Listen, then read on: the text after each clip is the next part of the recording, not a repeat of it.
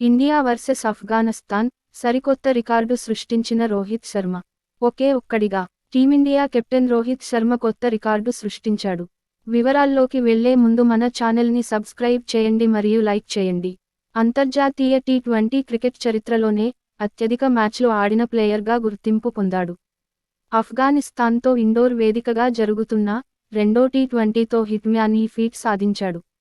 2007లో భారత్ తరపున అంతర్జాతీయ టీ20లోకి అరంగేట్రం చేసిన హిట్ మ్యాన్ తాజా మ్యాచ్తో 150 టీ20 మ్యాచ్ల మైలురాయిని అందుకున్నాడు.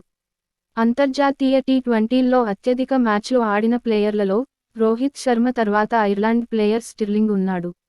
ఇప్పటి వరకు స్టిర్లింగ్ 134 మ్యాచ్లు ఆడాడు.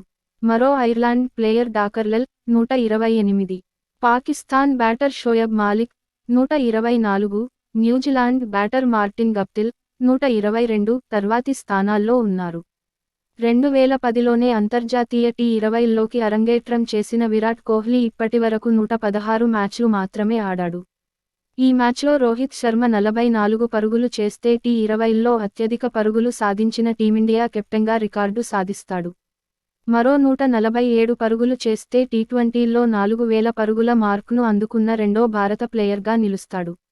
భారత్ తరపున విరాట్ కోహ్లీ మాత్రమే ఈ ఘనతను అందుకున్నాడు.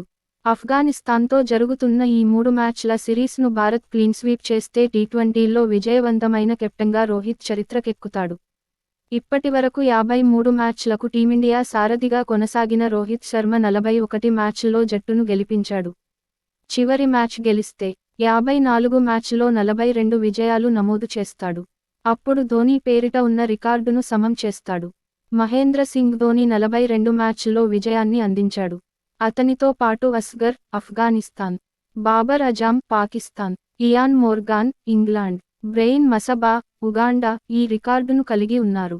మరిన్ని వార్తల కోసం మన ఛానల్ సబ్స్క్రైబ్ చేయండి, లైక్ చేయండి.